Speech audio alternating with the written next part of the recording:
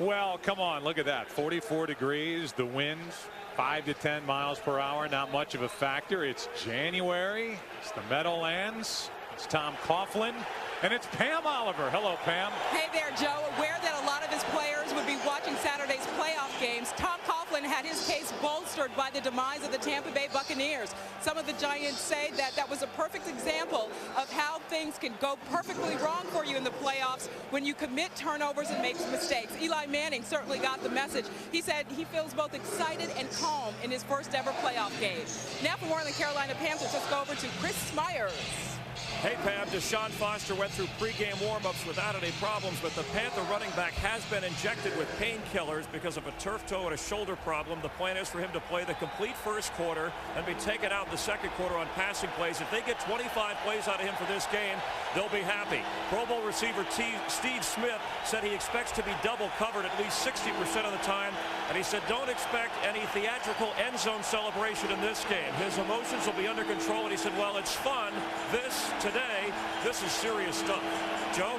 All right, Chris, thank you very much. So we will be well covered from down on the sidelines. Double-barreled action. Chris and Pam getting the stories from down on the field. The Panthers won the toss. They receive, and we hope you enjoy it.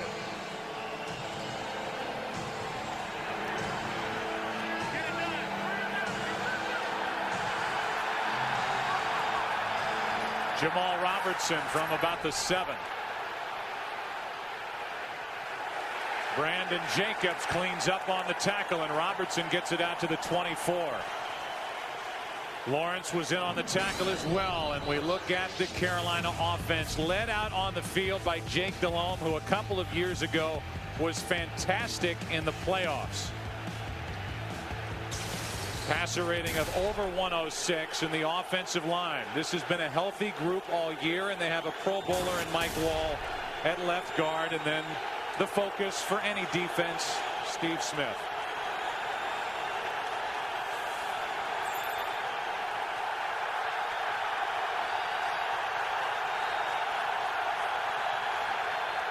Penalty flag before the snap. False start. False start. Number 69 offense. 5-yard penalty. Still first down. That's Jordan Gross. There's John Fox. He was the defensive coordinator here with the Giants for 5 years, and now some of the guys he used to tutor, at least Michael Strahan, who had that record-setting year of 22.5 sacks in 2001 under the tutelage of John Fox. In the secondary, really, I think, Troy, this is the group that you have to focus on and wonder how they're going to handle Smith. Well, I think so. It's a secondary that has had some problems this year, and they certainly got picked apart last week in that game against Oakland. On 1st and 15, Deshaun Foster has some room to run. Gets it out to the 29-yard line. Will Allen on the stop. You know, a couple of years ago, and Jimmy talked about this during our pregame show, this was more of a power running team for the Carolina Panthers. And now since Stephen Davis went down after 12 games, they're really still looking to establish Deshaun Foster as that power back. Well, this is an opportunity for Deshaun Foster to show not what his abilities are or what his talents are. This organization certainly recognizes all of those things. It's a chance, however, for him to show that he can be the every down back. Chris Myers talked about the injuries that he's playing through today, and that's been his problem. 2nd down and 5. Steve Smith, they get it in his hands. So good in the open field. And he has a first down for Carolina. 7-yard pass reception. And I guess the story with Smith is he's got great hands, only 6 drops all year, but so dangerous after the catch. He's dangerous in everything that he does, Joe. I mean, here's a guy who is their deep threat, their big play guy, and then in addition to that, he's also their possession receiver. When Jake Delhomme drops back to throw the football, Steve Smith is the guy that he's looking for.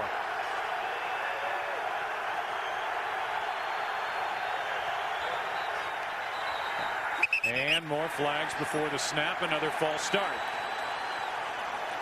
The crowd is happy with itself. False start. Number 89 offense. 5-yard penalty.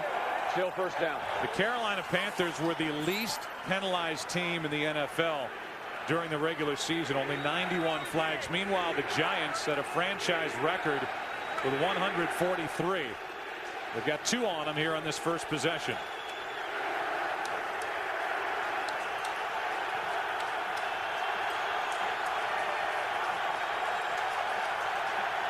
Again, it's 1st and 15. They hand to Foster.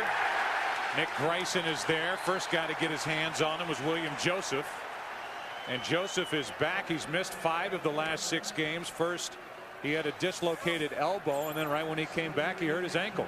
Yeah, he was playing good football, too. It was the first year that he really started to come into his own. I mean, prior to this year, a lot of people thought that he was an overrated first-round pick, and you know, he had been playing well, and as you said, Joe, these injuries, but they feel like today he'll be able to play like he had been prior to missing time. 2nd and 13. But they're trying to set up a screen, and it's off the hands of Foster. Jake Delhomme pleading with Bill Levy. Maybe looking for a hold out there, a defensive hold on his receiver, but not going to get the flag, and it's 3rd and 13. Yeah, no, he's not going to get it. And I thought it was interesting when we talked to Jake Delhomme the other day, and he said that he comes into games very fiery, very emotional. And I said, what do you do to try to calm yourself down? And he said he doesn't. He likes the fact that he's that emotional early in ball games. In fact, it carries him throughout the entire game. 3rd and 13.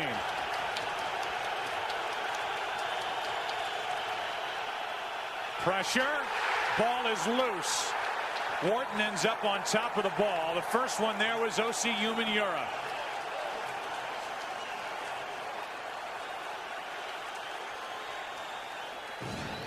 You're going to see Mike Wall. He's going to pull the block here. And then you got O.C. Umenyiora who's going to come on the hit.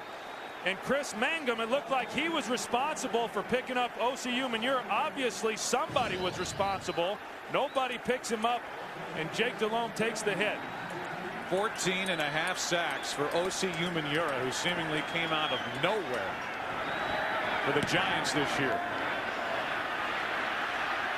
Morton gets it to the 35. So Jake Delhomme and company, they have their first possession. Didn't do much with it. He's fiery, Troy. But he's on the sideline, and the Giants have the ball. Eli Manning is now 25 years old. Jake Delhomme is still hot over on the sidelines for Carolina. And there's Manning in the middle of the huddle. See how the Carolina Panthers do, trying to shut down the running game of Tiki Barber.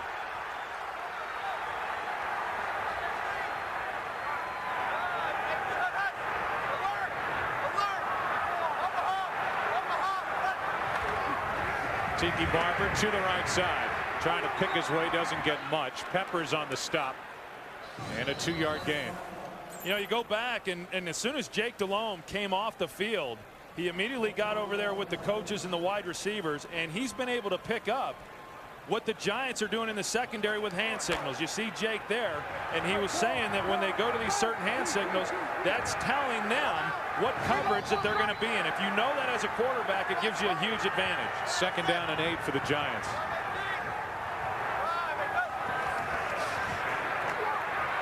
Manning fires a laser to Amani Tuma for a first down. That throw had some zip on it. Not dealing with much wind here today at Giant Stadium. And we look at an offensive line. McKenzie's been bothered by a bad hamstring, and Luke Pettigrew a bad back.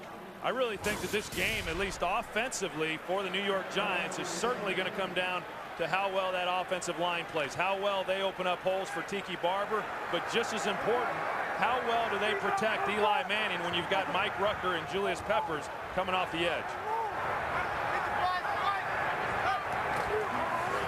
Tiki's 2nd carry of the day. Out to the 46-yard line of Carolina, picked up 7. This is a very good defense that if they want to commit more to try and stop the run with Tiki Barber, in their secondary they should be able to hold up. They've got cornerbacks that have a nose for the football, and they're strong really at every level. They've got good pass rush as it is, but when you're able to play one-on-one outside because of these corners and bring another guy into the box, that should serve well for this defense. 2nd down and 3. Barber tries the left side to the 45, picked up a yard. He's 2 yards shy of a 1st down. I think the big question, Joe, as far as Carolina's defense is concerned, I mean, obviously we recognize that the Giants want to run the football with Tiki Barber, but what Carolina defense is going to show up? 2 weeks ago, the Dallas Cowboys go for over 200 yards rushing. Last week against the #1 running team in the National Football League, Atlanta, they hold them in check to only 26 yards. 3rd and 2.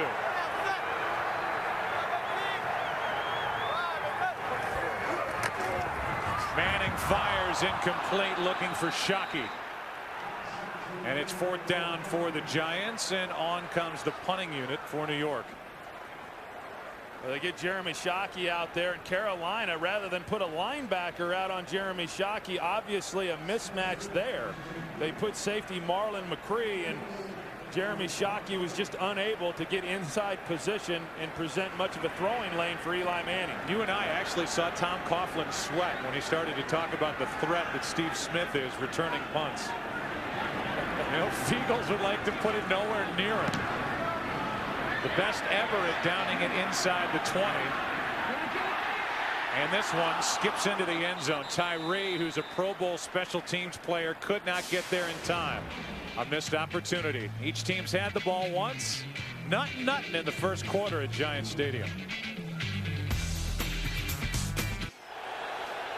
Plexico Burris a little frustrated on the phone over on the sideline. Panthers have it back, and they start at their own 20.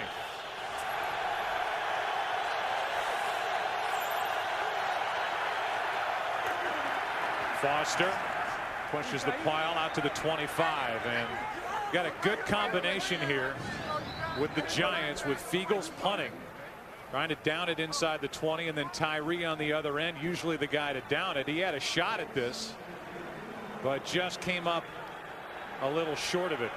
And Burris over on the sideline really ticked off after that last series on offense. Well, to go back to David Tyree's play, I thought he was in a position that he could have been able to down that ball, and if they had been able to hold Carolina inside the 5, boy, that completely affects what happens then on field position. 2nd down and 5, a toss to Foster, and Foster spins forward for a 1st down. Nick Greisen on the tackle for the Giants, a gain of 7. Yeah, I'll say this, and let's say it early. Since 1990, when the NFL went to 12 teams in the overall playoff picture, there have been 60 number 5 and number 6 seeds. No number 5 or number 6 seed has ever made it to the Super Bowl. I think this is a Carolina team that's capable of doing it. Oh, I think they're capable of doing it too. It's a tough road. I mean, it goes back and shows you why it's so important to get 1st-round buys and home field advantage, but this team is built for playing on the road. Foster breaks loose. Another 1st down run. Deshaun Foster with plenty of room picks up 13. You know, pretty good start for Deshaun Foster coming into this game and the way that he's able to run the football. And we take a look at Nick Greisen. He's on the ground, as we know, coming in. They've been pretty banged up, decimated at the linebacker spot. They really cannot afford to lose any linebackers. Antonio Pierce, their stud, has already missed the last 3 games. So they check on Greisen, and we will take a break.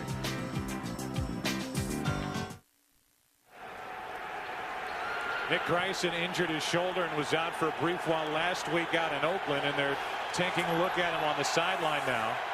And the Giants are down to Jay Foreman, who comes in to take Greisen's spot. This is Steve Smith. Plenty of room to run. He's into Giants territory to the 44-yard line, picked up 12. Let's go back and see how Nick Greisen was injured. Yeah, well, Steve Smith, he blocks Will Allen into Nick Greisen. Nick Greisen is engaged. He's got his right arm out extended, trying to bring Foster to the ground. And because Steve Smith getting involved in the blocking on the running play, he knocked Will Allen then into Nick Greisen, and that's how the injury occurred. Well, if it's Banks or LT or Harry Carson, suit him up. On 1st down, Foster, nice move in the backfield. And Deshaun Foster turned that into a nice run. Already been down on a knee 6 times, but they finally blow a whistle, and Foster picks up 4 yards. Let's go down to Pam Oliver. Hey, Joe, Tim Lewis has to be sweating bullets as the Giants defensive coordinator has yet another linebacker hold to try to fill. Weak side linebacker Nick Bryson suffered a burner on that play. His return is probable. And I was talking to Nick Bryson prior to the game. Now, coming into this game, he had 6 burners in 7 games. Now he's got 7 burners in 8 games, and it had been a concern coming in, and here we are in the first quarter, and he's already suffering another one. 2nd down and 6.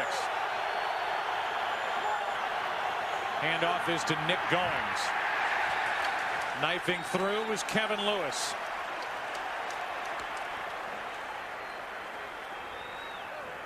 At the start of the season for the Giants at the linebacker position, it was Torber, Pierce in the middle, who was having a Pro Bowl season, and Emmons. Today, it's Alonzo Jackson, Kevin Lewis, who was cut during training camp, and Nick Bryson, and now Bryson's out. And Antonio Pierce there, that's the guy that Tim Lewis said that they could least afford to lose. He's the quarterback of the defense. He got everybody lined up. They've had to make changes defensively when he went down. 3rd down and 6. Over the middle, the pass is dropped. Incomplete. Mangum could not hold on, and it's 4th down for Carolina. I mean, at some point, there's only so much that a defense or a team can take at the linebacker position. You can add to that list Barrett Green, who was on IR early in the season.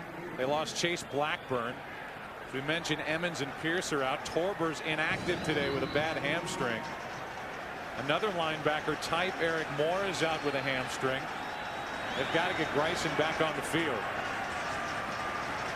Baker to punt. Hangs it high. And all the way into the end zone. So the Giants will have it for the 2nd time, starting at their 20. Still in the first quarter, there is no score. There's Jeremy Shockey in the middle of that huddle, going to a spot at tight end. He's been playing through injuries all year, a broken sternum, now a bad ankle. He says he's good enough to go and not just block. He doesn't want to just block in this game against Peppers. Handoff is to Tiki Barber, and it's Will Witherspoon on the tackle. A gain of 1. Let's look back in the Giants' key numbers. 422 points scored, most by the Giants at 63. OC and Strahan 26 combined sacks. All those penalties, which is surprising for a Tom Coughlin coach team. And Tiki Barber, one of the best years any running back has ever had, period, in the history of the NFL. That was put together, that 4-4 record, during his time with Jacksonville. 2nd and 9. Manning to the sideline for Shockey. 1st down out at the 36. He looked at you and he was almost pleading for your sympathy and your support, saying, hey, I can run out in pass routes. I'm not just going to block today. Well, and they can keep getting him down the field in those routes when you're talking about the offensive line doing as good a job as what they did right there. A nice job there of Jeremy Shockey pushing up on the defender and then snapping it to the sideline. When he does that, it then gives Eli Manning a place to go with the football, knowing exactly where Jeremy's running his route. Playing with a high left ankle sprain. Will Witherspoon fell down on coverage on that last play, tossed to Barber. And Barber is met in the backfield. You pick whoever you want. You can say Rucker, you can say Rucker, you can say Peppers, Short, Dan Morgan. They were all there. Yeah, and that's typically how they tackle. I mean, this defense, you don't get to be as good as what they are against the run if you don't gang tackle and swarm to the football. And you know, Mike Turkovac, the defensive coordinator, has done a heck of a job since he took over a few years ago as defensive coordinator, continuing along the lines of what Jack Del Rio had established when he was the coordinator. 2nd down and 11. A blitz, and down goes Manning. Thomas Davis, the rookie. So the Panthers blitz. It pays off. A loss of 7. It's 3rd down and forever for the Giants. Yeah, Thomas Davis, the rookie coming in, and you're going to see him come off the edge. He starts to the outside. They just run a little bit of a twist, and he's unaccounted for. They didn't have enough blockers there to pick him up. No, Thomas Davis, he actually is Carolina's best blitzer. Last week he was used to spy Michael Vick. Did a heck of a job against him last week. Well, this week they've talked about using him more in some pass rushing situations as they did there. That is batted back to Manning, and wisely he knocks it down. Trying to set up a screen for Tiki Barber, and Manning had it back in his lap. Julius Peppers and his great defensive line was up to make the play, and Manning wisely just knocked it to the turf. Yeah, it was a really good play on his part. I mean, how many times do you see a quarterback actually try to catch it? And had he have tried to do that, Julius Peppers may have run that one in for a touchdown. But I tell you, I don't know that I've seen a quarterback have more batted balls than Eli Manning has had this season.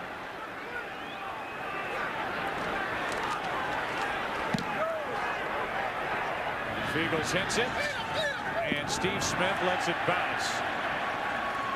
Pretty good punt by Fiegels. It's marked down at the 23, a 51-yard punt. Eli Manning, last 2 plays, was sacked, then almost made a reception. Panthers have it, no score.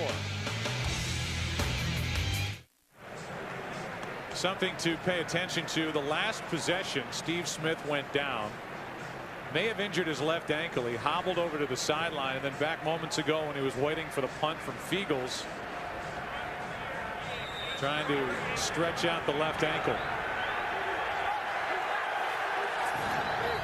He's at the bottom of the formation. Starting from their own 23. And they put it right into his hands. Smith forced out of bounds by Corey Webster, and it's a gain of 3. You know, we talked about Nick Greisen and the burners that he's been experiencing here in recent weeks. Last week when he had it, he had to go to the sideline. They put a towel underneath his shoulder pads. Coming into this game, he's got a special neck roll, and it looks like they even had to add more padding because he thought that he had it taken care of to where he wouldn't have a burner in today's game. But obviously he did, and they're trying to take more measures to make sure it doesn't happen again. 2nd down and 7. Toss to Foster, started left, cuts it back. And Deshaun Foster is going to get it out to the 31-yard line, picked up 5. It'll be 3rd down and short. Hey, Deshaun Foster, you know, he came out in that first series, ran the ball extremely well. Certainly the Giants, if they're going to have any chance today, they've got to be able to shut down the running game. The Carolina Panthers throughout the season, yes, they try to run the ball, but typically they're not real successful. They're one of the worst in the league in terms of yards per carry average. But so far today, Deshaun Foster's done a pretty good job. 3rd down and 2. Play action from Delhomme over the middle. That's Mangum, and that's a 1st down for Carolina. Brought down by Jabril Wilson after the catch and the gain of 11 yards. You know, when you're on offense and you're going against the Giants, you always have to make decisions. Are you going to double Strahan, or are you going to double O.C. Umenyiora? Generally, teams are going to double still Michael Strahan. Certainly Carolina does their heck of a job slowing him down. That then gives Jake Delhomme time to find Chris Mangum. He missed a 3rd down completion earlier. This time he's able to come down with it. Under a minute to play in the 1st quarter. 1st down at the Carolina 42. Foster, Jabril Wilson off the edge to make the stop, a gain of 1.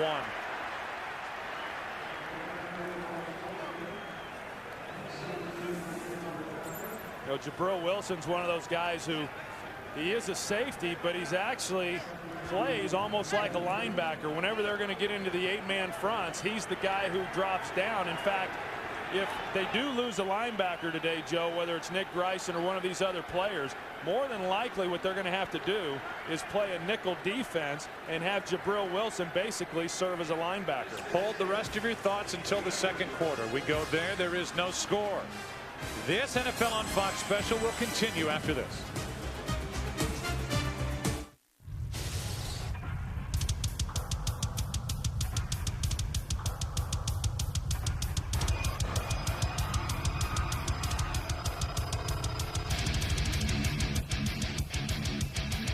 A scoreless first quarter in the books. A second down and 10 for Carolina at their own 42.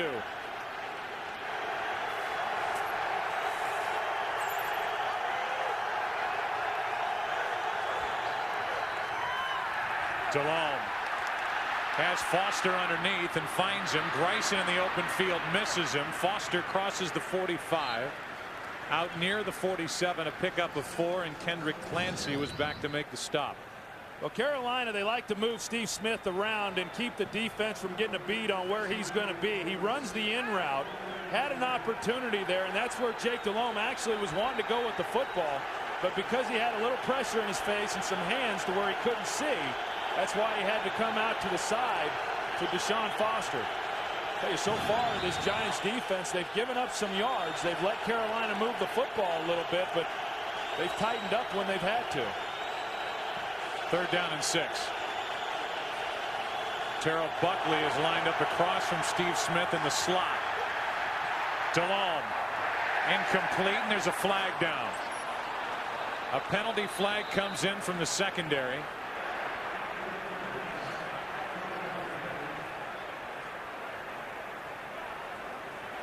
Prior to the pass, illegal contact, number 91 defense.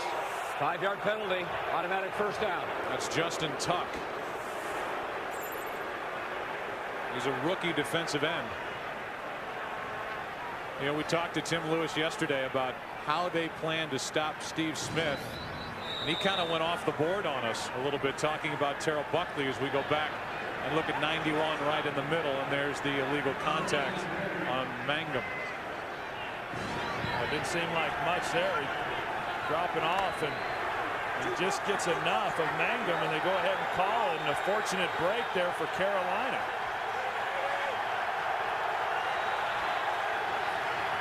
Handoff is to Foster, and Deshaun picks up 2. Be honest now, when Tim Lewis told us that they were going to try to cover Steve Smith with Terrell Buckley, you thought he was kidding initially.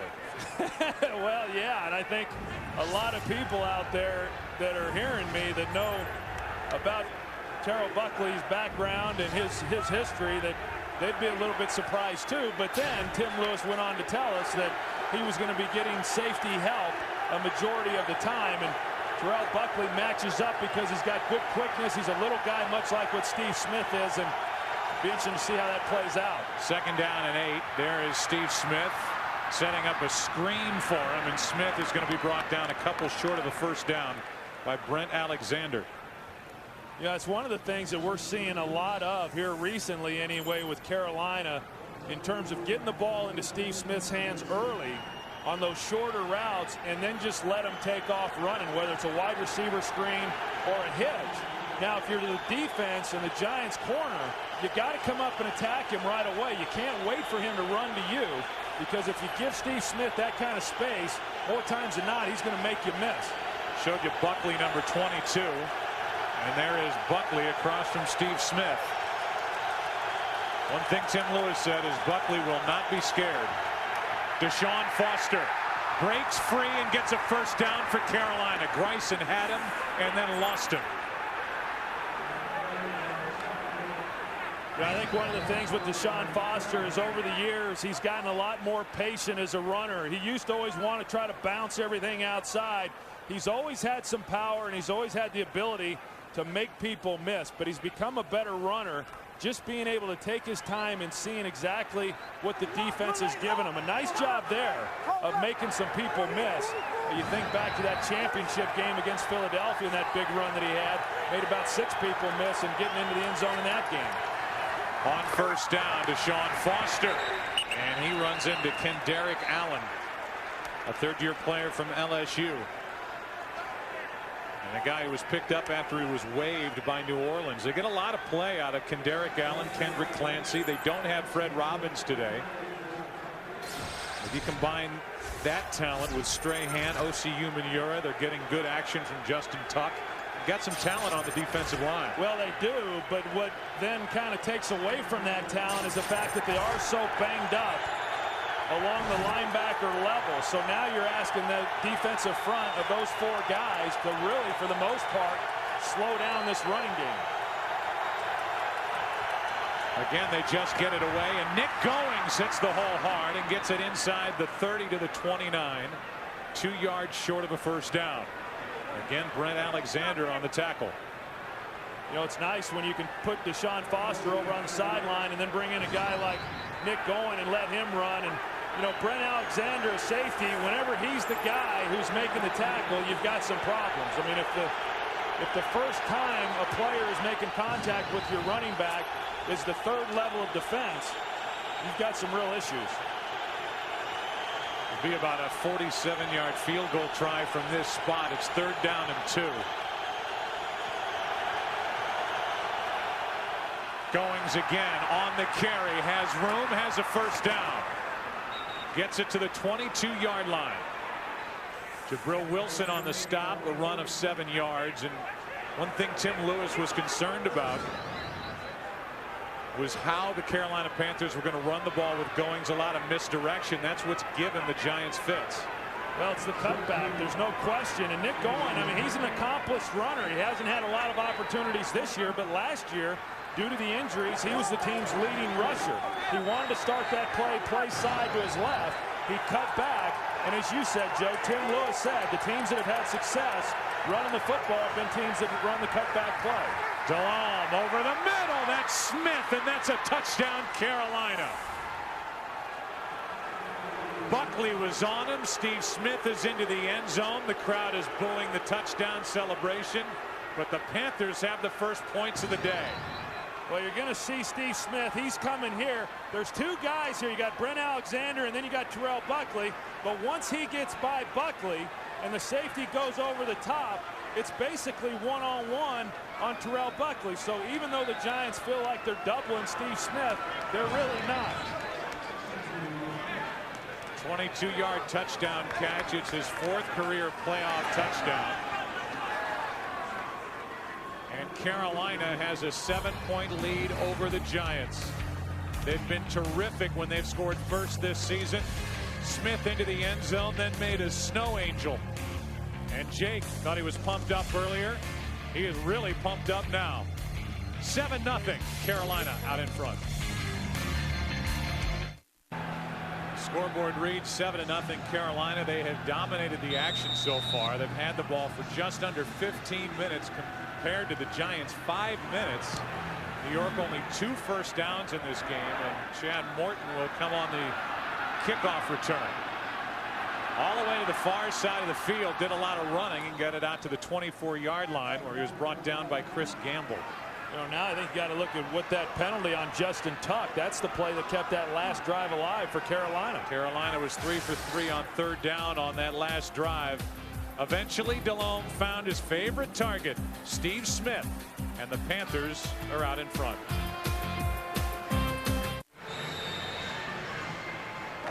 Giants now watching Eli Manning. If the Carolina Panthers can shut down Tiki Barber, and so far 10 yards on 5 carries for Barber, then it is on Eli Manning to win this game.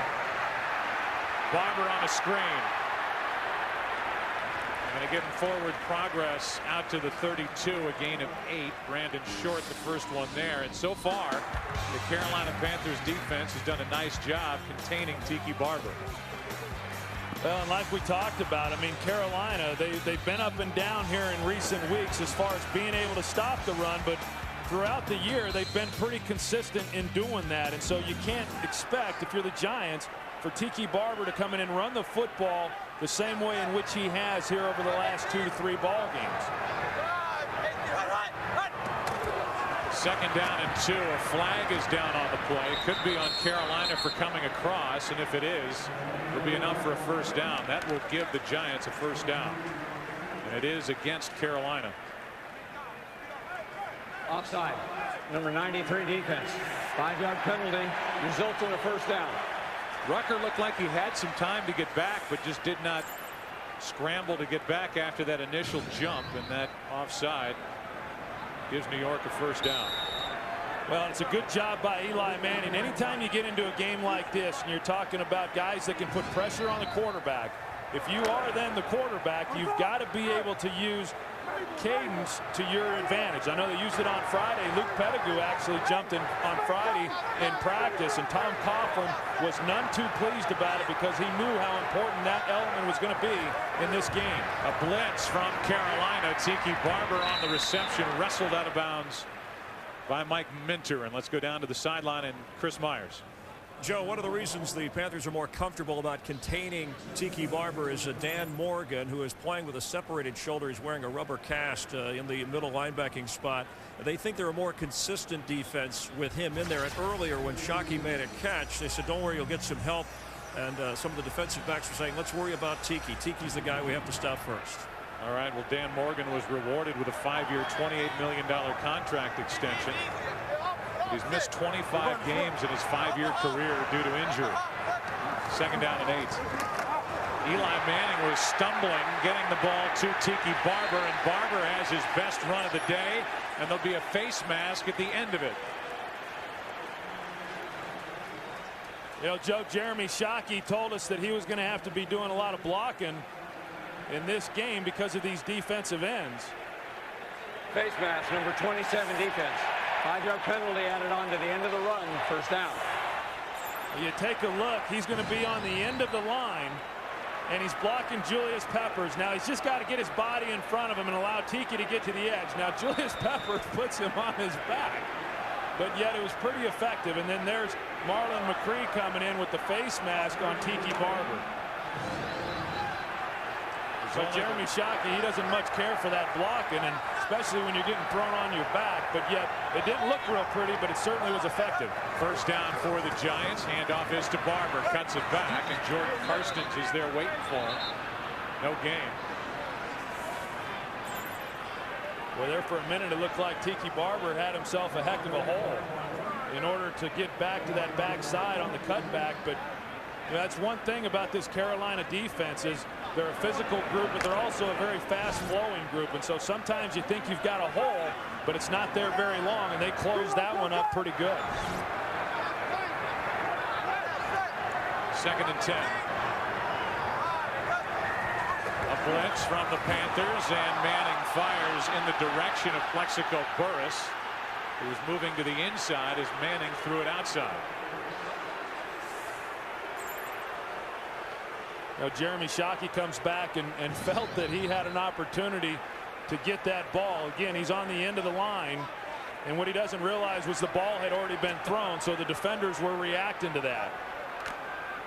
Yeah, I know in talking with Jeremy Shockey, he said he misses being the emotional guy on this team and creating the big plays that he was so well known for there in the first couple of years of his career.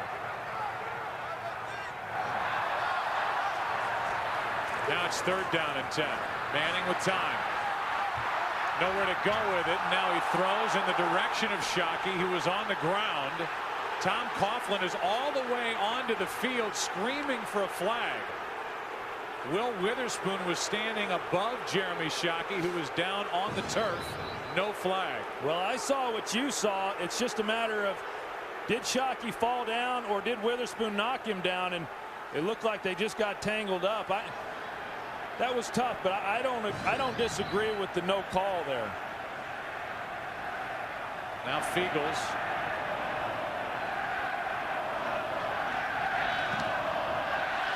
It's a ugly punt.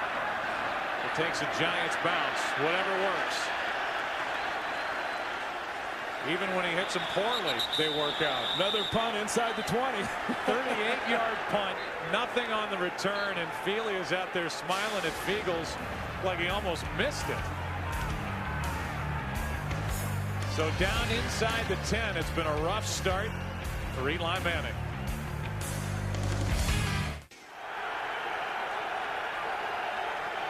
Well, here's Jeremy Shockey and Witherspoon on his back, and their feet get tangled up. Certainly could have been called. We've seen a lot less contact that's called.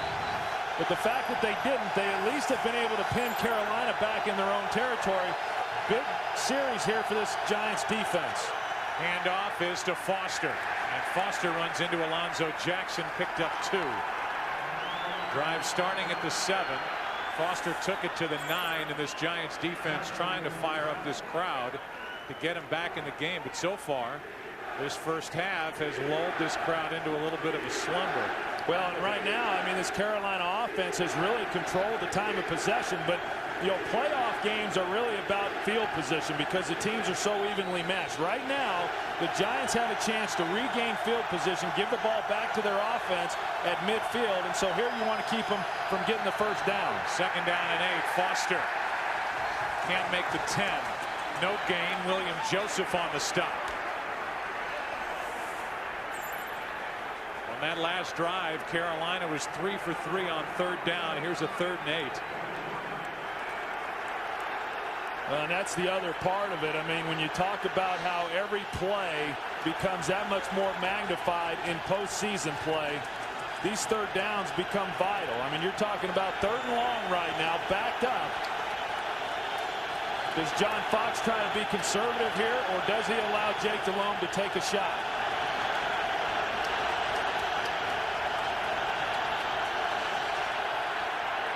They drop it off to Goings underneath. He makes the catch, moves forward for a first down.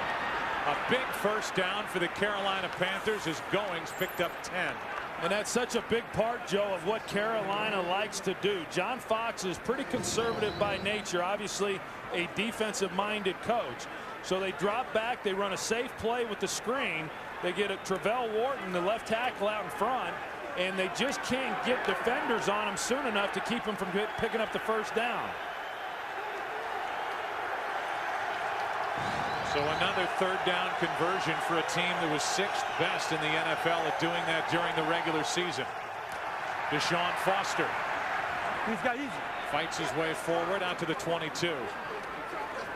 Let's look at the Panthers this season. 6-2 record, best in the NFC on the road. Held 8 of their last 10 opponents to 14 points or less.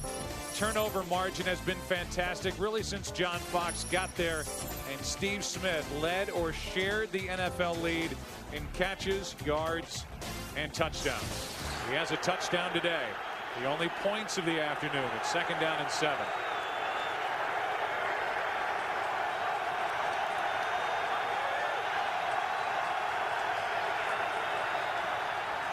That was a dangerous pass, and Smith is wrestled out of bounds. Good play by Will Allen, and Will Allen, Troy, was almost there to make an interception. No, and that's what we were talking about a little bit earlier. That's how you have to play this. If they're going to come out and throw the ball quick to Steve Smith, as a defender, you've got to go after him. Now, one of the reasons why Will Allen was able to do that, he had safety help with Brent Alexander over the top, and so with that kind of help, you're then able to be a little bit more aggressive in how you approach them. 3rd down and 11. Carolina 4 for 6 on 3rd down today, and they've converted 4 straight. Yeah, and they came into this game as one of the best in the league as well. Timeout Carolina with 3:01 left in the half, faced with a big 3rd down when we come back.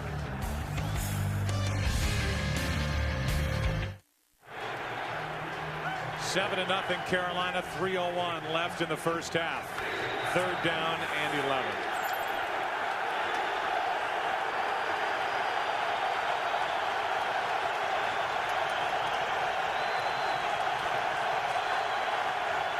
And they hand the ball off to Goings. Nick Goings carries it on 3rd down and 11. And it depends on the spot. Justin Tuck on the tackle. And they're going to bring the chains out. I tell you, that's just awful defense right there. You're talking about 3rd and 10. And Carolina, as I said, they're very conservative in how they approach, especially long yardage situations. They bring Nick Going in, and all they're trying to do is hopefully pick up some positive yards and punt the football. And now 2 times, the first time on the screen, now going with the draw play to Nick Going, and they're able to pick up conversions on 3rd and long. And you can tell Tom Coughlin's upset, and rightfully so. when you had an opportunity to regain field position, if your defense stops them, they have failed to do it. And now, regardless of whatever happens here on this possession for Carolina, they at least now pin New York deep in their own territory. That is 5 straight third-down conversions against this defense, which came into this game by the NFL rankings as the 24th ranked defense during the regular season. Look at that. 18.5 minutes controlling the football for Carolina. First down carry by Goings, picking his way through this Giants defense. Out across the 45 to the 47-yard line, picked up 18, and this crowd is starting to let the defense of the Giants hear about it. Again, a defense that's playing without Antonio Pierce in the middle, Reggie Torber. They've lost Carlos Emmons, but not playing well here against Carolina. 2 minutes left in the first half. Panthers with the football and a 7-0 lead. Pizza halftime show is coming up with JB, Terry, Howie, and Jimmy. They will have analysis of this first half and a preview of what's coming up later today over in the AFC, the Steelers and the Bengals. We know this, the winner of this game will be in Chicago next Sunday, while the Washington Redskins will travel out and take on Seattle on Saturday. First down for Carolina, 2 minutes left in the half. And Delhomme goes down in the arms of Michael Strahan. Umenyiora has one today, and now Strahan gets on the board, a loss of 8. Well, they're going to run the naked with Jake Delhomme, and Michael Strahan, being the veteran that he is, he just doesn't come down the line as flat as what they expected him to. And as soon as Jake Delhomme turns around, he's met by Michael Strahan for the sack. Now the Giants take a timeout on defense, hoping to get the ball back. Second down and 18 when we return. Michael Strahan, after that sack, has to come over to the sideline getting checked out. You know, Troy, when you look at the scoreboard, it's a 7-point game, even though the Carolina Panthers in this first half have just dominated the action. Yeah, that's the good news for the New York Giants, because coming in, you talk about Deshaun Foster not being 100%, Nick Goins not being 100%, and yet here they are combined just under 100 yards rushing, and Steve Smith getting his catches as well. Minute 53 seconds left in this half. Foster spins out a one tackle. Can't get away from Jabril Wilson, and the Giants will take another timeout. They are down to 1, and it will be third down and 17 after Foster picked up only a yard. Let's go back to the sack by Michael Strahan and see if we can figure out what could be bothering Strahan. They were looking kind of in the area of a burner up around the neck or shoulder, and that's the same thing Greison's going through. Well, yeah, and in fact, Nick Greison said that the other guy on the team who's been experiencing the same thing is Michael Strahan, and so, you know, as a quarterback, you might find this hard to believe, but I never had a burner. You didn't? So I don't know exactly what that is or what it means. Well, if you don't know that, I don't know. Apparently it's pretty painful. And apparently you go off to the sidelines for a couple plays and you come back in and everything's fine. You just had more serious stuff. Well, I just don't think these defensive players are as tough as what the quarterbacks are. Third down and 17. And they stay conservative. Run it with Deshaun Foster. He needs to beat the rookie Webster. Cannot. And the Giants hold defensively finally on a third down. A minute 36 left as the Giants spend their final timeout. The punt team comes out for the Panthers. Fox Sports is proud to be the new home of the BCS, which is coming off the highest ratings in its history. Beginning next January, Fox will be home to the Sugar, Orange, and Fiesta Bowls, as well as the new BCS championship game. The BCS moves to Fox beginning in January 2007. Well, that was a heck of a game the other night. Texas USC, the highest rated college football game in 19 years. And all the hype, it lived up to it. Yeah, and that's so rare. Two great coaches, two great teams. That was one of those games you just hated to have someone lose. So be honest, has this game lived up to its hype, the one that we're witnessing here today? So far.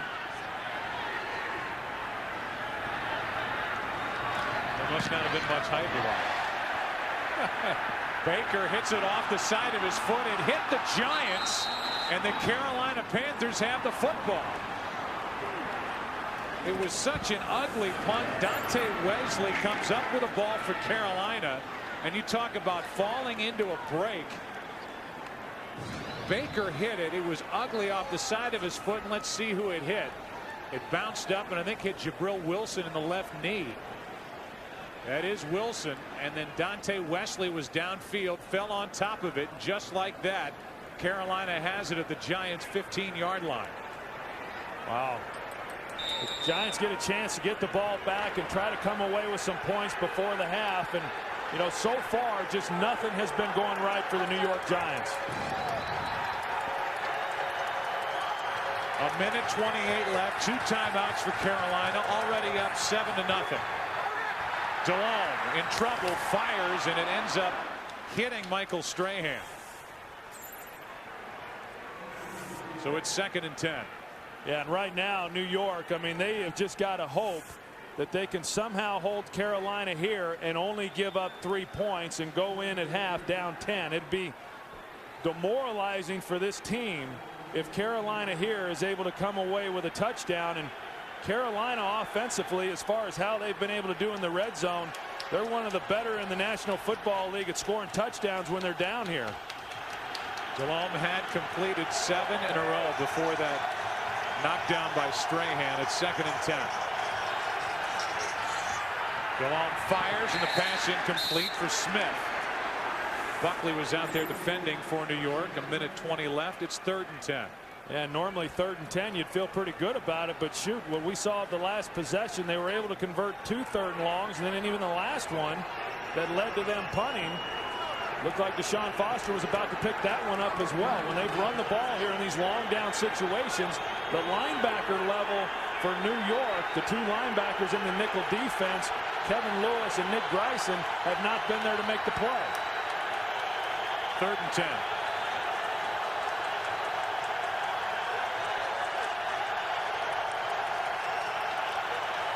They hand it off to Foster. Nowhere to go. And it's 4th down. Foster picked up 1. Umanura on the stop. And again, the Giants are out of timeouts. The clock will wind down to under a minute as Casey will come onto the field and try to add 3 points to Carolina total. So they get the bad break, and that's not in the category of a mistake with Jabril Wilson being hit by that punt. It just was such an awful punt. It took a bounce, came up, hit him in the knee, and Wesley was there to recover. Now roughly a 32-yard try will be forthcoming from John Casey. Well, and it's smart right now that Carolina is letting the clock run down and taking as much time off the clock in which they can before they attempt this field goal. But what a good job by this Giants defense not giving up the touchdown. So Carolina lets the game clock wind down to 34 seconds. They use their 2nd timeout. We look back at this first half. It has been a frustrating half for the Giants. Whether it's Shockey on the field, on the sideline, same for Plexico Burress, who's been visibly upset. Eli Manning has done really nothing in this first half, and for the most part, the Panthers have held Tiki Barber in check. The only points to this point, that touchdown throw to Steve Smith. Yeah, and for the Giants offensively, you're right. I mean, they've limited their production, and Tiki Barber hasn't gotten many carries, but they just haven't had the ball very much here in this first half. Officially be a 31-yard try by Casey. Good snap, good hold, and Casey drills it.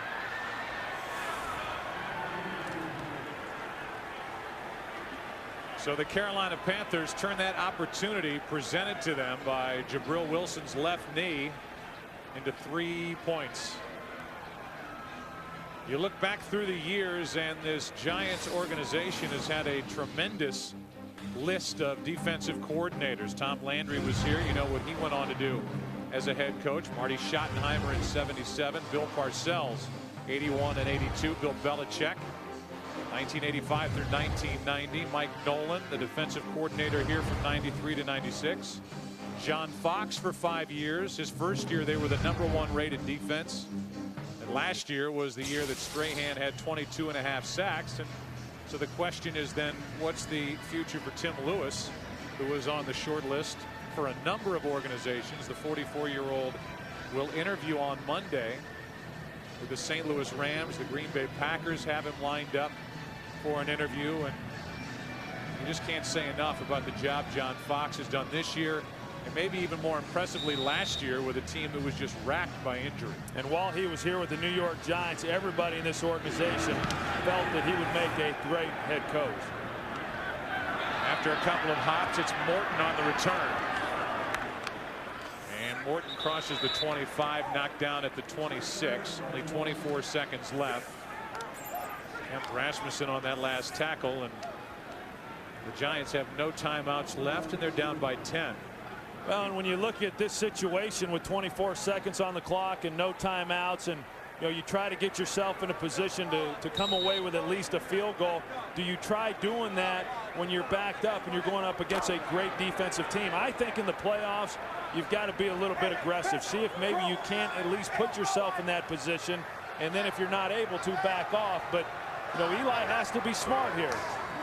They hand off to Barber on first down. Barber, like he for a moment was going to try to get to the boundary, stays inbounds. 8 seconds left. The crowd's not going to like it, but the game clock is going to wind down. Only 7 seconds.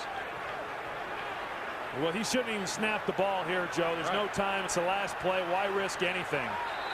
And the clock expires.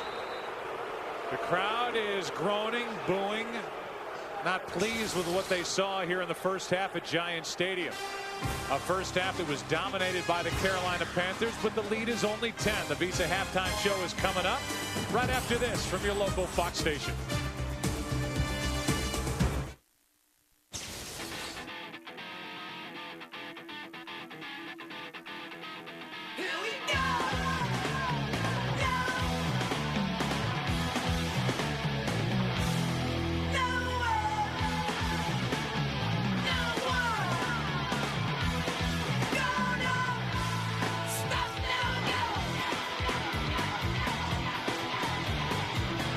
We welcome you back. The start of the second half.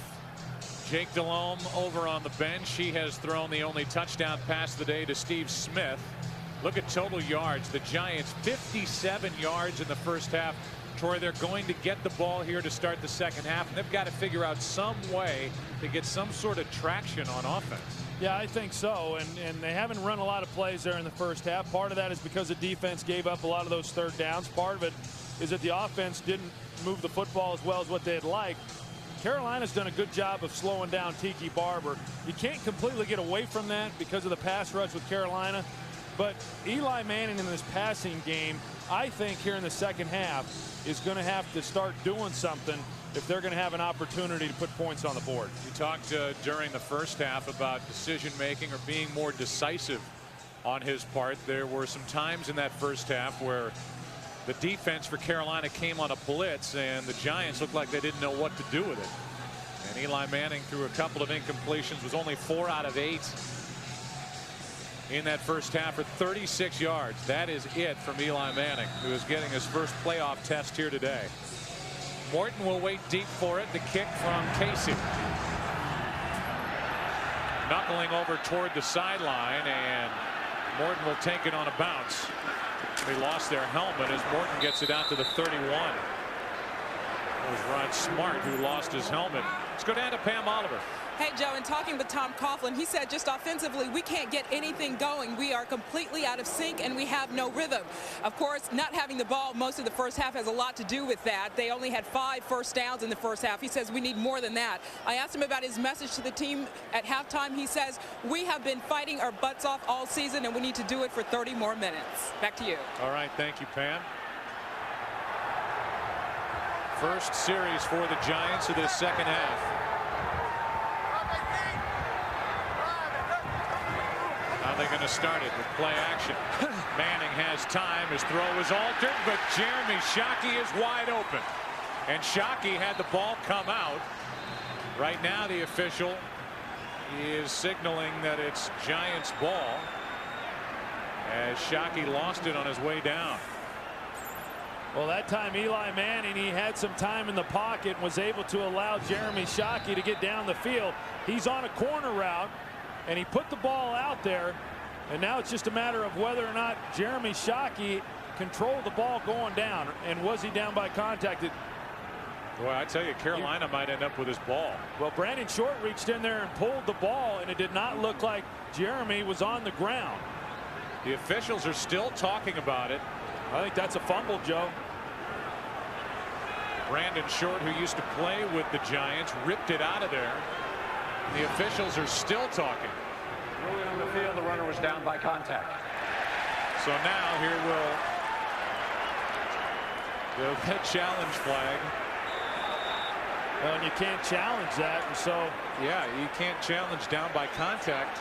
And I think every replay we've shown, Brandon Short is in the process of tearing the ball from Jeremy Shockey on his way to the ground. On the play, the runner was ruled down by contact. Well, that's a big break for the New York Giants, because it looked like Brandon Short had pulled the ball out of Jeremy Shockey's hands prior to him going down to the ground.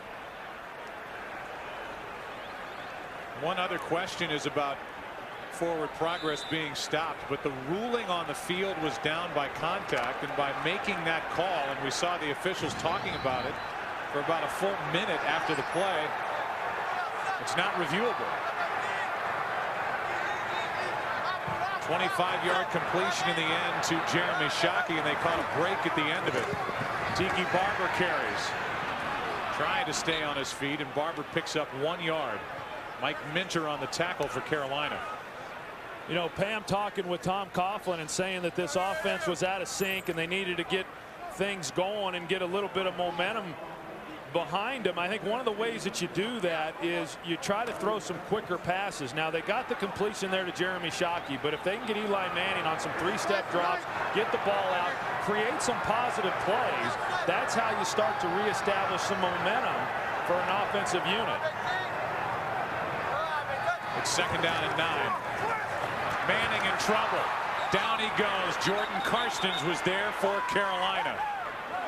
A sack for this Carolina defense. A loss of 5 will bring up 3rd down and long.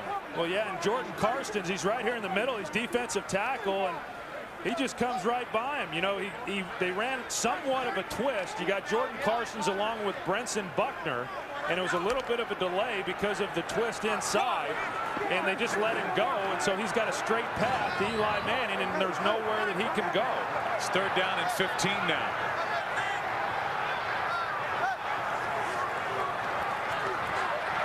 Manning fires to Toomer, and Toomer is down to the 41-yard line, well short of a 1st down. He picked up 8. And Fiegels will come onto the field for the Giants. The punt team comes out, and there's a missed opportunity after getting that break on what should have been ruled a fumble on the part of Jeremy Shockey. Well, this Carolina defense has really done a good job, and I know that they were embarrassed 2 weeks ago by their performance against the Cowboys, and to come back last week, play the way that they did, and so far in this game, they're playing at the same level that they did a week ago.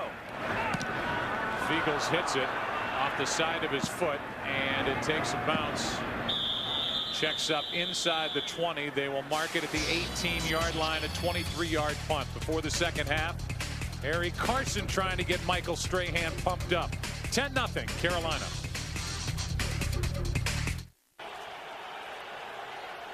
Weather is absolutely ideal here on January 8th. We're at Giant Stadium in the Meadowlands, and it's 10-0 Carolina. Toss to Foster, and Deshaun able to fall forward and pick up 5 yards. Let's check in with Chris Myers. Joe, a very focused John Fox came out for the 2nd half. His message to his team: keep doing what you're doing. You'll see the same 1-2 punch with Deshaun Foster and Nick Goings in the 2nd half. Fox said he'll make some adjustments. They want to keep Tiki Barber in check. He expects Eli Manning to throw the ball more, and Stephen Smith could be heard chirping over here on the bench. It's all about the basics. We're doing it. The Giants are. So far, the Giants are doing nothing offensively. It's 2nd down and 5 for Carolina. DeLong throws, pass to Steve Smith. He's got a first down, wrestled down by Buckley. A gain of 7. Now you got O.C. Umenyiora. We haven't talked a lot about him. Travell Wharton, who's gotten better as the season has gone along there at the left tackle position, does a good job against him. He gets a little bit of help from Mike Wall, but you know, this offensive line in general for Jake Delhomme all year has really provided him a pocket. I think most of the time when Jake Delhomme gets pressure and gets sacked, it's generally because he's hanging on to the football, but he's not done that here today. First down at their own 30. They toss to Foster. And Deshaun Foster picks his way for another Panther first down. Eventually tackled by Corey Webster. Looking back, Tiki Barber, 9 carries, 29 yards. Coming off a career year. Steve Smith, the 22-yard touchdown catch. And then on the punt, the ball comes up, hits Jabril Wilson, recovered by Wesley. And the field goal by Casey. This last play by Deshaun Foster, good for 14 yards and a Carolina first down. Well, this Giants defense has really had some problems with this running game so far of Carolina's. Handoff is to Foster. And not just that, Troy. Not just trouble with the running game, but trouble with tackling. I mean, we've seen a lot of missed tackles on the part of this Giants defense and guys just whiffing. You know, I'm a little surprised because you look at this Giants defense right now and they just don't seem to be playing very inspired football for whatever reason. I don't know if the injuries have maybe taken its toll there at the linebacker level. You know, certainly Antonio Pierce and not having him on this team is a huge impact on them, but you know, this is a wild card playoff game, and yet they've really not been able to do much to stop Carolina either in the running game or in the passing game. It's second down and 6. Handoff is to Goings. He has got a gigantic hole to run through, and Goings gets banged down. He is ruled down, and Goings is injured. Will Allen of the Giants is out there calling for the training staff to come up onto the field, and Goings is down and getting looked at. The ball came out, but the initial call on the field was that Goings was down. As we look at it, and that ball's starting to come out.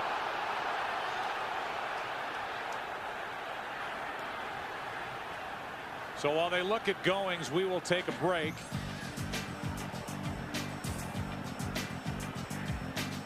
For the moment, Carolina still has the football up by 10.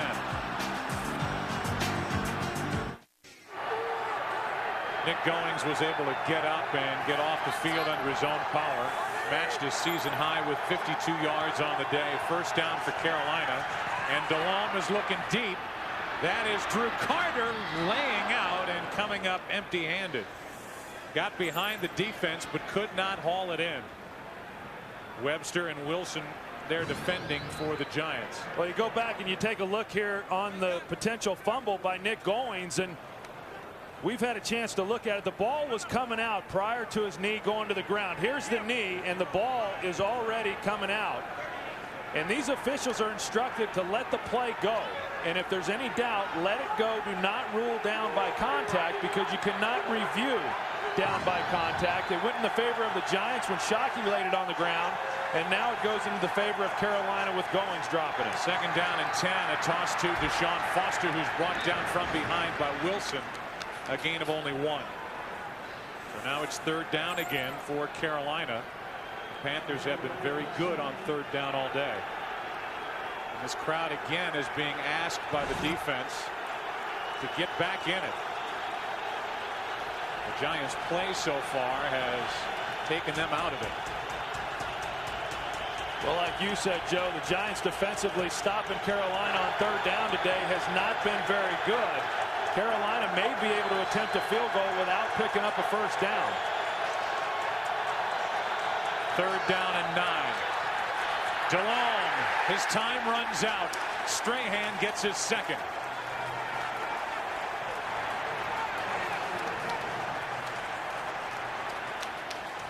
Well, the Giants do a pretty good job there. Jake Delhomme had some time. You're going to see Steve Smith. Again, they've got 2 people on him.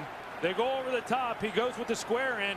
Actually, if Delhomme had not got flushed out to his left, he might have been able to find him. Jordan Gross on Strahan, and because of Delhomme having to hang on to the football, Strahan has time then to get in there and get the sack. Michael Strahan, number 9 on the all-time sack list with 129.5 in his career, and a punt from Baker. Play clock expired.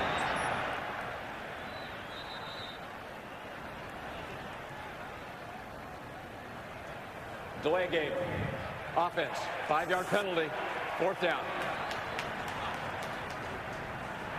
So Strahan is trying, not only on the field, but I think on the sideline, trying to light the fire, something you noticed and talked about a little while ago, that amazingly this is a flat Giants team playing a playoff game, a home playoff game. And maybe that's the type of play that'll get this team going.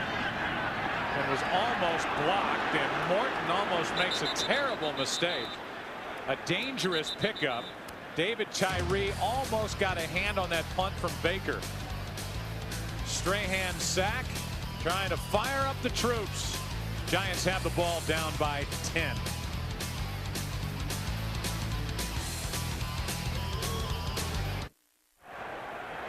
So what's it going to be here for this Giants offense? Are they playing that poorly? Is the Carolina defense playing that well?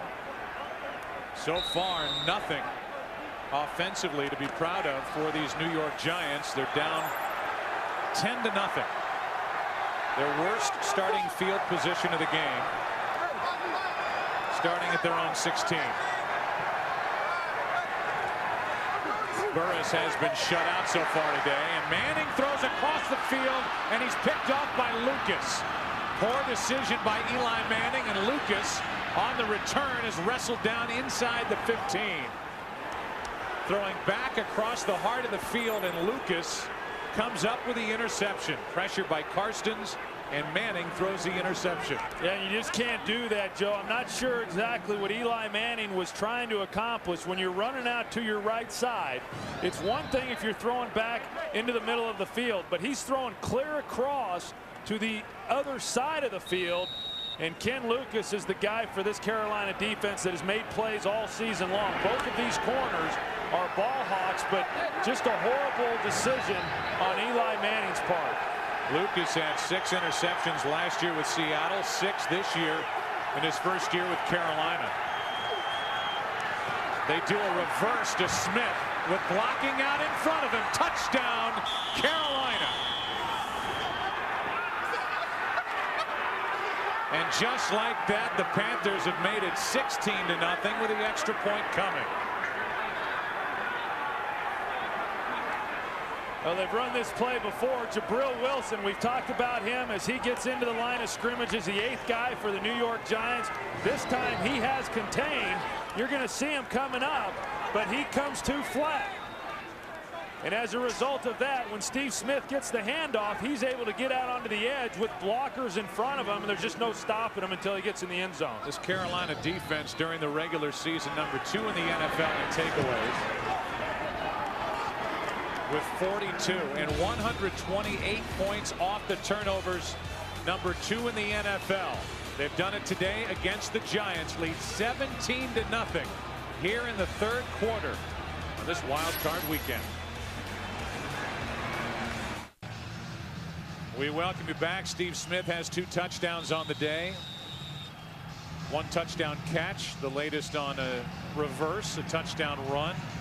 And it's 17-0 Carolina. Morton on the return from inside the 10. Out to the 36. Brought down by Ricky Manning Jr. And let's go back to that interception. Well, here's Plexico Burris. He's running the go. You're going to have Amani Toomer here and then Jeremy Shockey there. They're flooding the left side. There's not going to be any receiver. Now you've got Jordan Karstens, 67, who's going to flush Eli to his right. There was no receiver in front of Eli Manning, and so his only opportunity was to try to come back and throw across his body. A bad decision, should never have tried to do it, but because of Karstens flushing him out, that's what led to the interception. Tiki Barber gets it on the handoff and just does cross the 40, picked up 5. Let's go down to Pam Oliver. Hey, Joe, Plexico Burress told me before the game he would make it his business to keep Eli Manning calm in Manning's first playoff game, but so far it's been Burress whose frustration has been spilling over with the Giants' inability to get anything going in the passing game. He's been venting when he comes off the field, and his body language says a lot. Burress came here as a Giants big play threat who had a rep for disappearing in big games in Pittsburgh. 0 catches today. 2nd down and 5. Play action from Manning. Manning fires. The receiver fell down. There's a flag on the play as Lucas comes up with another pick. But there was contact downfield between Lucas and Plexico Burress. And there is a flag. There's pass interference against Carolina. So wipe away the interception. Pass interference, number 23 defense.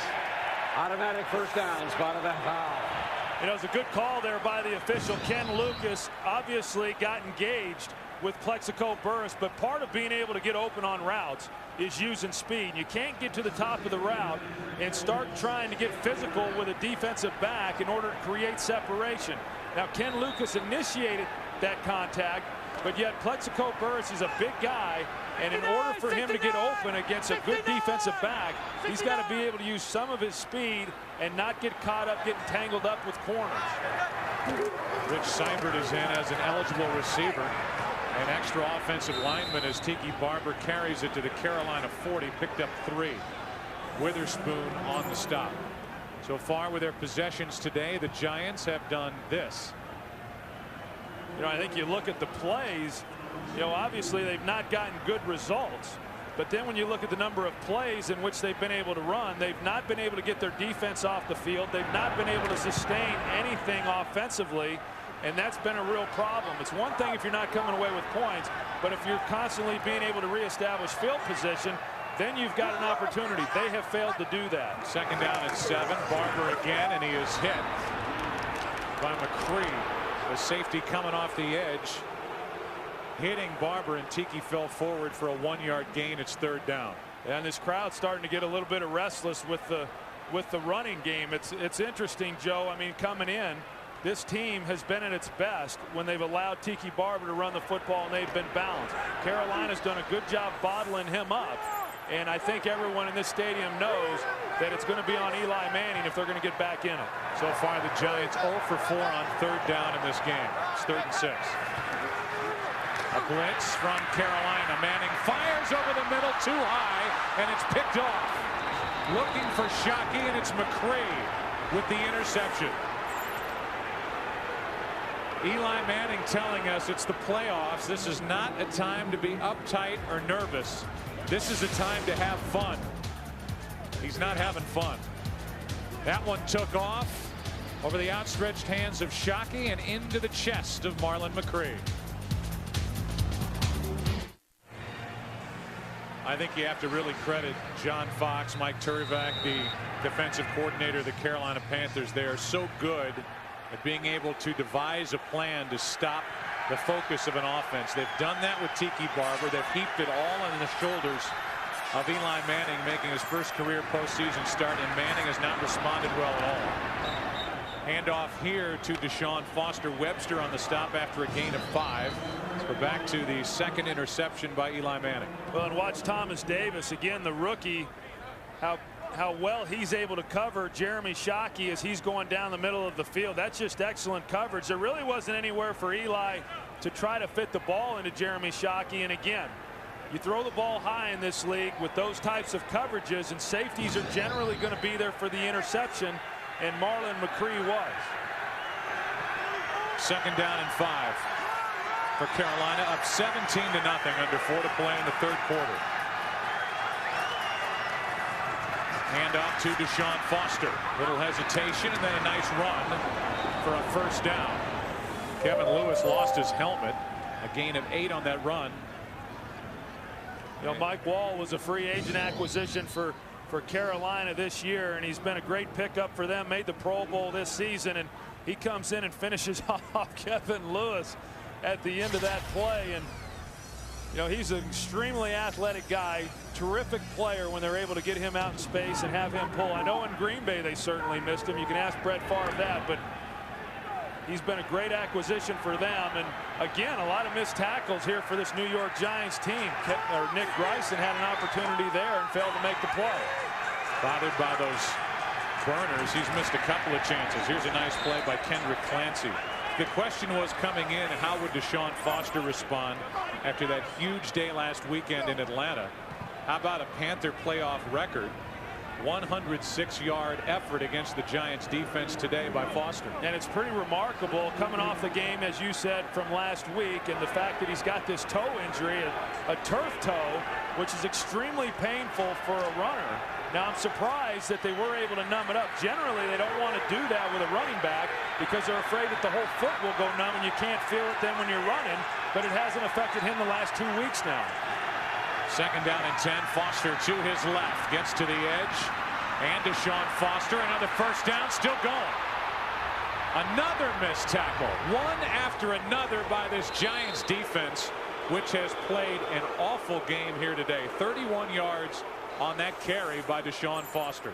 You know, they bring out Lawrence Taylor at halftime and they run highlights up on the big screen, and they're reminded of the great defensive plays that he was able to make. And then you come out in the second half and you have to witness this. I mean, there's so many missed tackles, and making tackles and being there and bringing ball carriers down is really as much attitude as what it is anything else. You got guys grabbing with their arms, going down low, and nobody's coming up and hitting them up in the chest.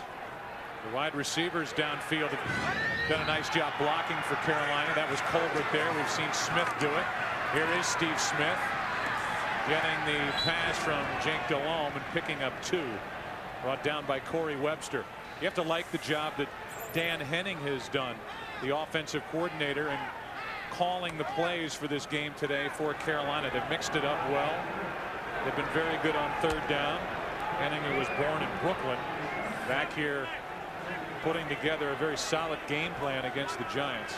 He's done a heck of a job, not only this year, but last year as well. I mean, this team, you look at them, of course they got Steve Smith, last year that Musa Muhammad, but he has done a great job of getting them to move the football and put points on the board. Second down and 8, and this one for Colbert.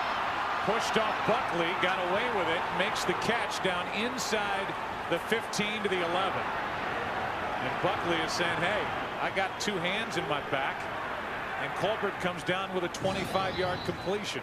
Yeah, I think he might have gotten away with one-on-one on the outside, as you said, Buckley and Colbert, and you know, right there just enough. And I know the good receivers, when they're able to subtly use the elbow or use the forearm to get separation, if you don't extend the hand, then normally you're not going to get the call. You had a guy who wore number 88 who was pretty good at that. He was the best at it. Toss to Foster. Deshaun Foster picks his way near the 10. They'll mark him at the 11, and a flag comes in. It's against Carolina. Holding, number 69 offense. 10-yard penalty. Repeat first down. It's Jordan Gross, the right tackle.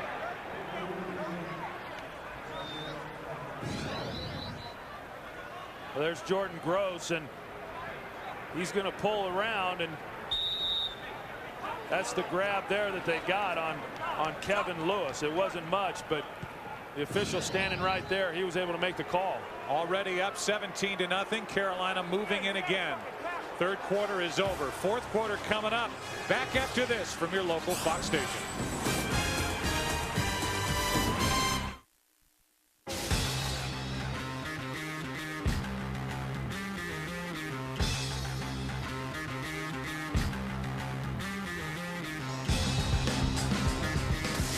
A Carolina-dominated day and a frustrating afternoon for Tiki Barber, product of Virginia. His twin brother Rondé is here watching this game after the Tampa Bay Bucks were eliminated last night by Washington. On 1st and 20, Goings looking to throw it, Hoover was covered, and Goings wisely just held on to it and was forced out of bounds back at the 30, a loss of 9.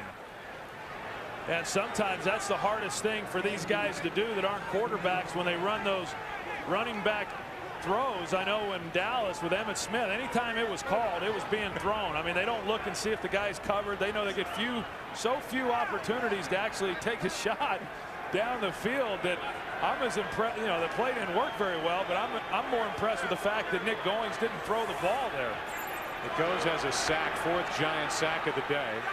Look at what the Panthers have done their last 4 road games, out rushing their opponents, and that's credit to that offensive line, which has stayed healthy all year. Yura on the stop. Goings on the carry, a gain of 3. That brings up 3rd down. Well, it's hard to believe as we're in this 4th quarter that the New York Giants offensively haven't even yet gotten 100 yards of total offense. You know, like I said, some of it is that they haven't been able to run that many plays, but the reason for that is they haven't done much when they've had it. 3rd down and 26.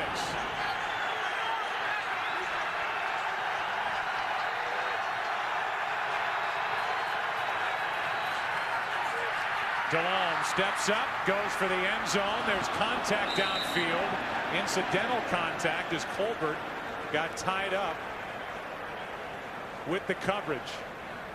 It was Alexander down there for the Giants, and it's incomplete, no flag. We're going to see Strahan and O.C. Yura coming off the corner, but because there's no inside pressure, Jake Delhomme has room to step up in the pocket. Now, I'm not so sure something shouldn't have been called there, because you got Kerry Colbert going into the end zone, and Brent Alexander has his back to the ball and runs right into him. 45-yard try here from John Casey. And Casey hits it beautifully to make it 20-0. Casey, who went through a rough stretch late in the year, is 2 for 2 on the day. And it is 20-0 with the Panthers on top. Giants about to get it back here in the 4th quarter. 13:33 left in this 4th quarter, and Carolina is pitching a shutout. The young man who is comfortable in his own skin. I don't know if that's thing 1 or thing 2. Chad Morton on the return. A penalty flag comes in. Morton a pretty good return, but you have to believe that it's going to be called against the Giants, Holding. And it is. Number 59 of the receiving team during the return. 10-yard penalty. 1st down, New York Giants. Alonzo Jackson guilty of a hold. You compare the 2 quarterbacks, and Jake Delhomme has put together some nice games in his postseason career a couple of years ago. Went 3-1, getting his team to the Super Bowl. Quarterback rating of 100.9, and Eli Manning 69 yards, 2 interceptions. And here are the Giants trying right now just to outdo what Washington did offensively yesterday when they racked up only 120 total yards against Tampa Bay in their win. Yeah, I was going to say, but yet they were able to win that ball game. Giants only up to 93, and now a sack from Peppers.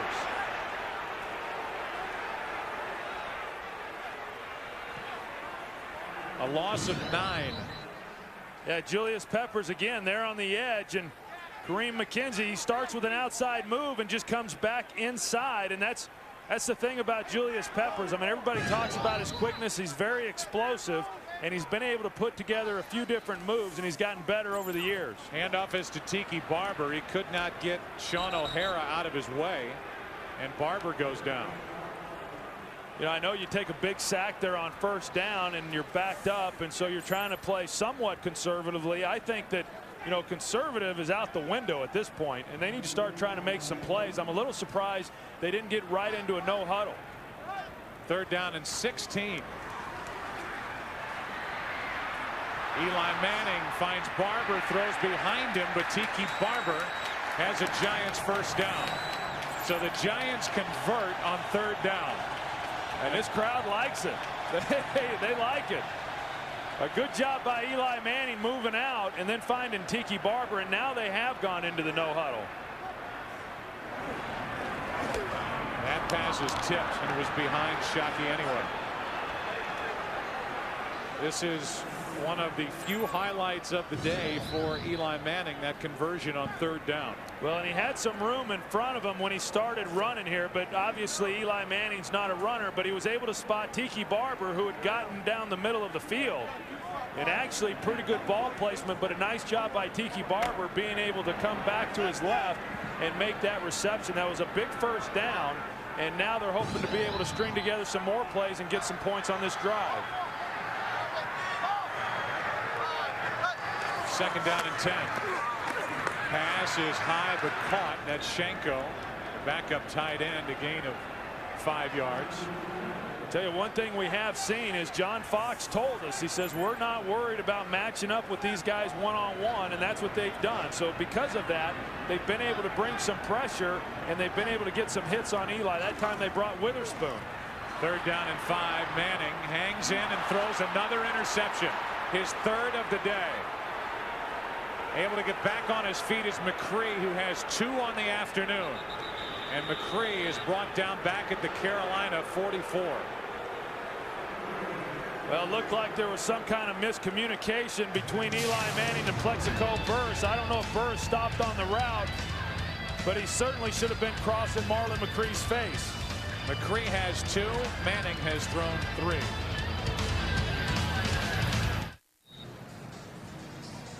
Eli Manning in this 2nd half has had 3 pass attempts over 10 yards, and every one of them has been intercepted.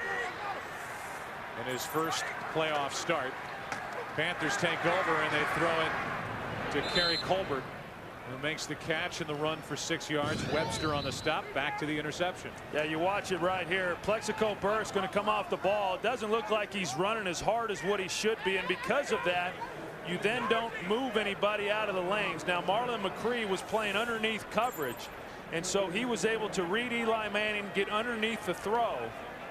Obviously, Eli did not see Marlon McCree, but you know, right now, whether it's Plexico Burris or Jeremy Shockey, there's just not a lot of chemistry right now within the passing game with those 2 guys, and then along with Eli Manning. Archie Manning, who had his 15-year career with the New Orleans Saints, never got the opportunity to play in a postseason game. Handoff is to Foster, picks up 5 and a 1st down. You know, you talk about Archie Manning, and you know what's interesting is here's Eli Manning in his 2nd season, and already he has experienced things that Archie Manning never did in 14 years. The first being a winning season. Archie Manning never got to experience a winning season during his career, and the other part of it then is getting an opportunity to be a part of a playoff game, and that's why Eli Manning said all week long he recognizes, even though he's young, you have to take advantage of the opportunities you have. You don't know how many more you're going to get. Well, the Giants certainly have not done that today. 1st down for Carolina, a toss to Foster. Bad toe and all, they're still running Deshaun Foster up 20-0, and Foster picks up 8 before he's brought down by Wilson. Tell you, I've been impressed with Deshaun Foster and the way that he has played today, and I know he had a huge game last week, but that toe was worse this week than what it was a week ago, and yet he's able to come out into this game and rush for 150 yards up to this point and break a lot of tackles and really move this football team, because they needed him, and that's what obviously John Fox and Dan Henning, what they like to do is run the ball. What a job today by this offensive line. Wharton, Wall, Mitchell, Reyes, and Gross. Nick Goings around the right side. He's brought down by Lewis. Kevin Lewis makes a play, a loss of 3. For Foster, weeks 14 through 16 leading into last week, he was averaging 63 yards a game. And then in Atlanta last week, he had the breakout game of 165 yards. And as we mentioned earlier, they got 12 games out of Stephen Davis. He had 12 rushing touchdowns in those games. And then he went on IR with a knee injury. And somebody has come to the stadium with a blank, the grease board, blank poster board that Tim Russert down there, and a crayon. And of course, our cameras found him. Delhomme is in trouble. Strahan can't bring him down. And the pass is complete to Steve Smith. Another first down for Carolina. Another third down conversion. Well, what a heck of a job by Jake Delhomme, just being able to move around, buy a little bit of time, find Steve Smith, get the ball into his hands. A good job by Steve Smith cradling the ball and making the catch. And you know, when you talk about these wide receivers and Steve Smith and the year that he's had, and then you think back to last year and the year that Musa Muhammad had, you know, a big reason for that is this wide receivers coach for Carolina, Richard Williamson, and the job that he's done getting these guys to play at the level that they've played at each week. On first down, Goings. Another big run. Starting to his left, cutting it back into the middle, and then eventually toward the right side of his offensive formation. Picks up 8, and there's Richard Williamson, wide receivers coach. Well, he's been here a long time, and he's been coaching in the National Football League for a long time. Played under Bear Bryant at Alabama. He was a wide receiver himself, was roommates with a great linebacker there in Dallas, Leroy Jordan. But you know, when you look at this offense, it's not real complicated in what they do. I mean, they're not a real exotic scheme in their passing game, and yet to have the #1 receiver last year with Muhammad and then this year with Smith is pretty impressive. Second down and 2, and Nick Goings pushing the pile and getting another Carolina first down. Well, we know this for sure, and it's becoming a certainty. We know the other matchup in the NFC as we move along here at Giant Stadium. The Redskins, with their win yesterday down in Tampa, Florida, they have a date on Saturday out in Seattle. Be on the air at 3:30 Eastern, 12:30 Pacific, and then next Sunday, 4 o'clock Eastern, 1 p.m. Pacific, we will be in Chicago for what should be a real knockdown, drag-out fight between two good teams, the Carolina Panthers and the Chicago Bears. Well, remember, Chicago sacked Delhomme 8 times in their first game this season. Goings on first down, tries the left side, gets back to the line of scrimmage. Jabril Wilson, the first one there for the Giants. It was a 13-3 loss at Chicago for Carolina, a little over halfway through the season. Yeah, we'll be going back. Yeah, I don't know that anybody at that time really knew yet just how good Chicago was, but you know, in talking with Jake Delhomme about that game, they've got great respect for Chicago defensively and what they're capable of doing. And you know, and then you look at the other game, like you said, Joe, Washington beat Seattle earlier in the season. Of course, that game was at FedEx Field. Now they've got to go to Seattle. Hoover gets it on the carry. Umanura on the tackle. Hoover had 10 carries during the regular season, lost 1 there. Meanwhile, for Chicago, they learned that Lovie Smith is the coach of the year. Brian Urlacher is the defensive player of the year. And their defensive coordinator, Ron Rivera, interviewed with the Rams yesterday, and the word I got was that the Rams came away very impressed with what Ron Rivera presented during that interview. Well, there's a lot of jobs available right now. Yeah. Of course, congratulations to Brad Childress, him getting named head coach there at Minnesota this week. Third down and 11. Delhomme over the middle. That's Smith. And Steve Smith is down inside the 5, a completion of 20 yards. You know, it's remarkable to me when you're talking about the leading receiver in the National Football League and how he's able to continually get open like this, and not just against the New York Giants. I mean, he runs down the middle of the field, does not get anybody contacting him coming off the line of scrimmage. If you're going to play a guy like this, you can't give him free runs down the middle of the field. It's too much pressure on a safety. You got to have someone get physical with him. But not only has he done it in this game, he's done it all year long, and everybody knows that's where Jake Delhomme's throwing the football. How about Smith? 10 catches on the day for 84 yards. Foster, initially hit by Jabril Wilson, picked up a yard. Second and goal. This, we said it early, this is a very dangerous number 5 seed team in the Carolina Panthers. I think they are too, Joe, and probably the most impressive thing to me was thinking back to last season when they were 1-7, and then to make the run at the end of the year the way that they did. To me, that showed that they have tremendous character. Of course, the year before that, they made it to the Super Bowl, failed to win that game. But now all of a sudden, as we have Julius Peppers, I would expect the fade route thrown to him. He was a basketball player in college. Pass is tipped and incomplete. It's third down. I was just about to say that Ricky Prohl has been shut out today. Here's a guy in his 16th season, grew up as a Giants fan. His family season ticket holders here at Giants Stadium. And you know the Panthers, if they want to cap what has been a fantastic day offensively and defensively, they'd like to get the ball in the hands of Ricky Prohl, who has said this is his final season in the NFL. Well, you're right. He has said that. But I think that Steve Smith and Kerry Colbert, Jake Delhomme, and these other players, they think so much of him, they're going to try to talk him out of that decision at the end of the year. He's got some kids that might be arguing the other way. This is Goings, and they're saying that Goings was stopped short. Brent Alexander came up and popped him.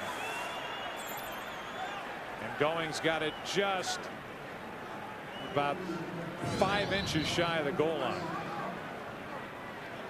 Yeah, I know Jake Delhomme was hollering, thinking that they got in, but Brent Alexander comes up, puts a pretty good lick on him, and keeps him from getting in. I want to go back to when Julius Peppers was lined up out there. I mean, how do you not throw him the ball? He was one-on-one out there, and like I said, he played some basketball in college, and he's made that catch. He's made some difficult catches when he has lined up out there and run that fade route. Panthers on fourth down. They're going to bring their field goal unit onto the field, but they call a timeout. 2:44 left in this one. What a day it's been for the Carolina Panthers. Casey comes on the field. He's 2 for 2 on the day. This will be an 18-yard chip shot. Been less than a PAT. Could have kicked that right-footed. And it's 23-0. Steve Smith, John Fox. What a day it's been at Giants Stadium today for the Panthers.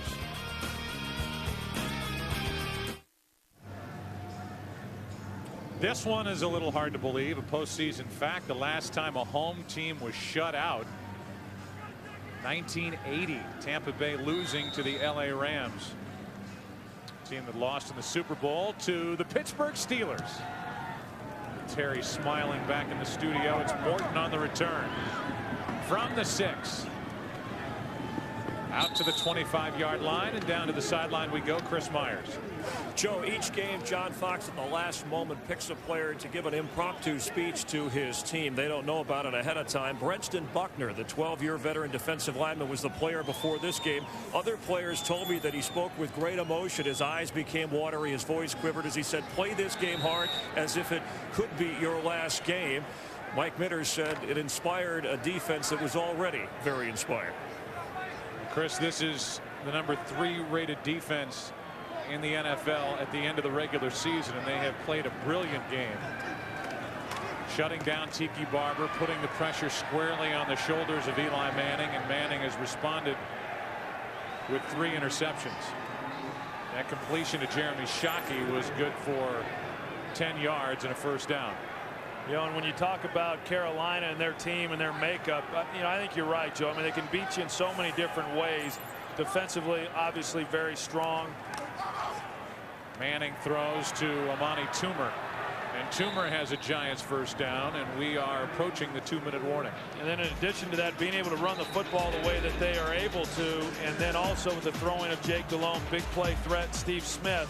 They've got some different ways to beat you, and obviously that bodes well when you're in the playoffs. 2 minutes left.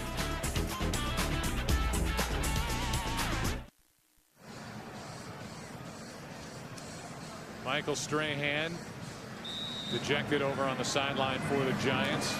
But another big year for Strahan, who had 11.5 sacks, paired with O.C. Umenyiora on the other end with 14.5. But this has been a Panther day here at Giants Stadium. 2 minutes left. And the Panthers are blitzing. Manning has it knocked out of his hand, and the Panthers recover the football. Witherspoon coming on a blitz, knocks it out of the hand of Eli Manning. And the Carolina Panthers will take over as Rucker comes away with the fumble recovery.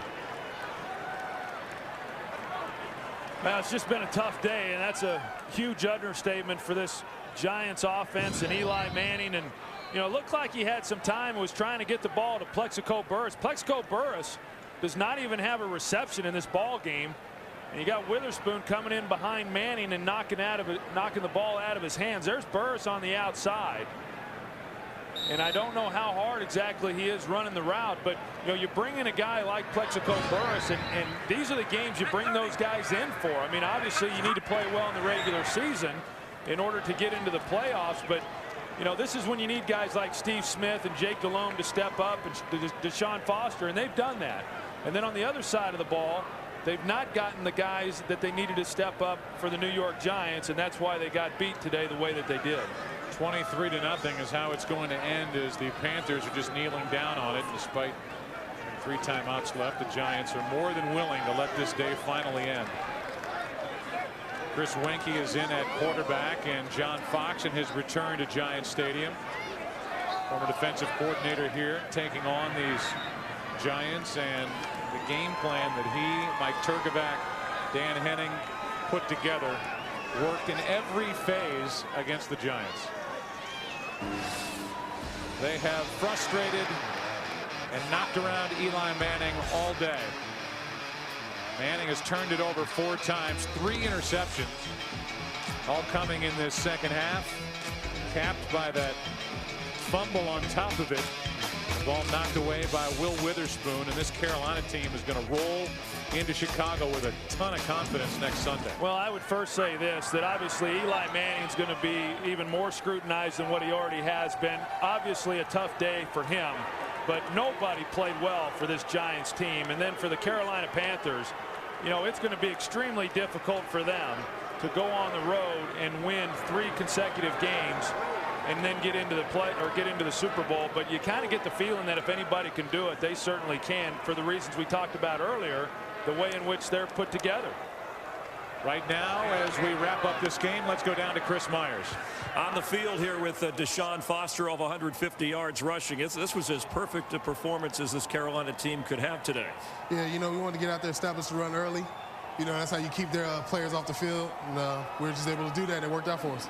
Playing in a lot of pain, how'd you hold up physically? Oh, I was good. You know, I couldn't feel it too much. You know, when your adrenaline's rushing, you're playing well, you can't feel anything.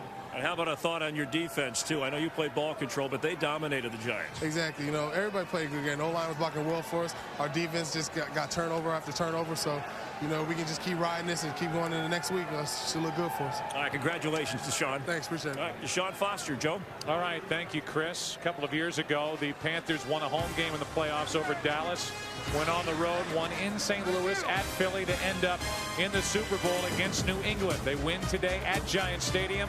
It's on to Chicago next Sunday. Take a break and come back after this.